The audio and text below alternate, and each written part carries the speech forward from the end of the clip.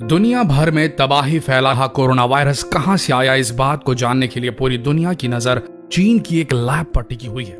चीन के वुहान शहर के P4 लैब से ही कोरोना के तार जोड़ते नजर आ रहे हैं। चीन की इस प्रलयंकारी लैब के कई खुलासे अब तक हो चुके हैं।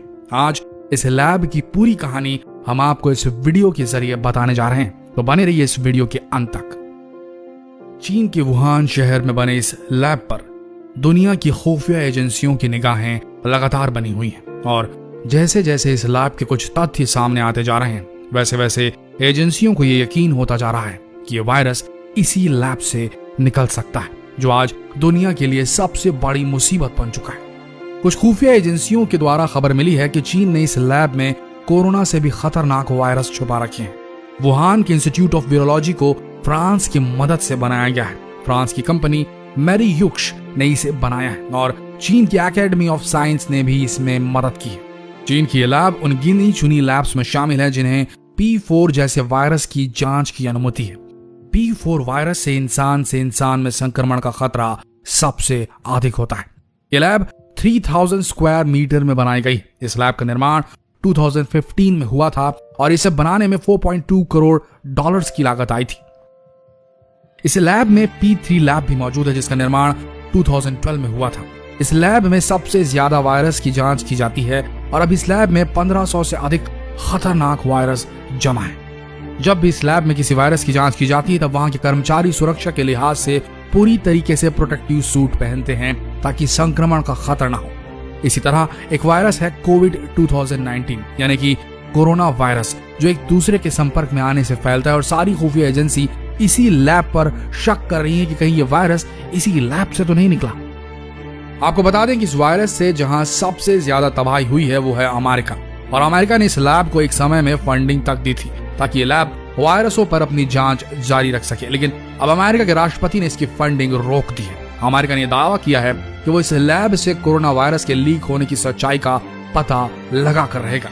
पूरी दुनिया इस लैब को शक की निगाह से देख रही है, लेकिन अमेरिका के डोनाल्ड ट्रंप और अमेरिका की खुफिया एजेंसी को इस बात पर पूरा यकीन है कि कोरोना वायरस इसी लैब से निकला है। जिस लैब को कभी अमेरिका ने $37 लाख की फंडिंग दी थी, आज उसी लैब से निकले वायरस की वजह से अमेरिका तबाह होता नजर आ रहा है। इस लैब की फंडिंग बराक ओबामा ने शुरू की थी और डोनाल्ड ट्रंप ने अब इस पर रोक लगा दी है। हालांकि चीन कोरोना वायरस के फैलने को लेकर नई नई कहानियां बनाते आ रहा है। पहले चीन ने कहा कि वायरस वुहान शहर के वेट मार्केट के वजह से फैला, लेकिन सच बात तो यह है कि इस वेट मार्केट में चमगादड़ बिकते ही नहीं जिनसे कहा जा रहा है कि कोरोना फैला। इस तरह की दलीलों से चीनी लैब में बने कोरोना वायरस की सच्चाई को छुपाना चाह रहा है चीन। अब चीन ने कोरोना की उत्पत्ति से जुड़े प्रकाशन पर भी रोक लगा दी है ताकि दुनिया को यह ना पता चल सके कि कोरोना उनकी इसी लैब से निकला है, और चीन इस सच्चाई को छुपाने का हर मुमकिन प्रयास कर रहा है।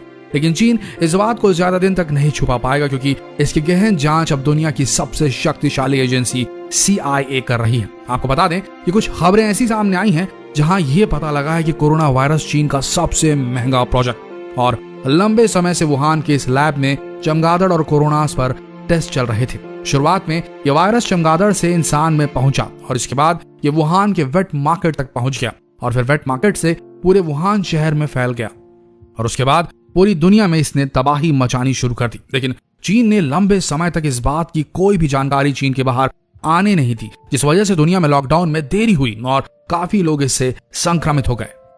ब्रिटेन की खुफिया एजेंसी MI5 भी इसकी जांच करने में जुट गई है। वैसे पहली बार नहीं है कि चीन के इस लैब से ये वायरस लीक हुआ है। 2004 में भी इसी तरह से सार्स जैसा खतरनाक वायरस लीक हुआ था, जिसके लिए चीन ने दुनिया भर से माफी मांगी थी और वहां के 5 अधिकारियों को सजा भी सुनाई गई थी। लेकिन इस बार चीन ये मानने को बिल्कुल तैयार नहीं कि कोरोना उनकी इस लैब से लीक हुआ है, लेकिन जल्द ही दुनिया भर की खुफिया एजेंसियां इस बात का पता लगा ही लेंगी। अमेरिका और ब्रिटेन ने अपनी खुफिया एजेंसी को इस लैब का सच पता लगाने के लिए खुला छोड़ दिया है। ब्रिटेन भी उन देशों में शामिल है जिसने चीन की इस लैब से वायरस लीक होने का आरोप लगाया था। ब्रिटेन ने इस लैब की सच्चाई पता लगाने का काम MI5 को सौंप दिया है। शुरुआत में एजेंसी चीन की गतिविधियों पर नजर रखेंगी। इस लैब की जांच का काम MI5 के नए डायरेक्टर जनरल केन मकलम को दिया गया है। कुल मिलाकर चीन के इस लैब पर हर कोई शक कर रहा है और इसकी जांच के लिए दुनिया की कई खुफिया एजेंसियों की तादाद बढ़ती जा रही है। इसके अलावा ऑस्ट्रेलिया के प्राइम मिनिस्टर स्कॉट मॉरिसन भी चीन पर इस वायरस को फैलाने का आरोप सीधे लगा चुके हैं। ऑस्ट्रेलिया भी यही मानता है कि चीन ने ही कोरोना वायरस को फैलाया है और इस बात की पुष्टि ऑस्ट्रेलिया के इंटेलिजेंस अधिकारी ने की थी कि इस वायरस को चीन के इस लैब से ही लीक किया गया है। एक नई रिसर्च के मुताबिक 1400 चमगादड़ों की प्रजातियों में 3000 तरह के कोरोना वायरस पाए गए हैं, लेकिन कोरोना वायरस का चमगादड़ों पर कोई फर्क नहीं पड़ता। चमगादड़ों की इसी खूबी की वजह से चीन उन पर रिसर्च करके इसे एक हथियार के रूप में इस्तेमाल करना चाहता था और चीन की यही बेवकूफी पूरी दुनिया पर भारी पड़ रही है।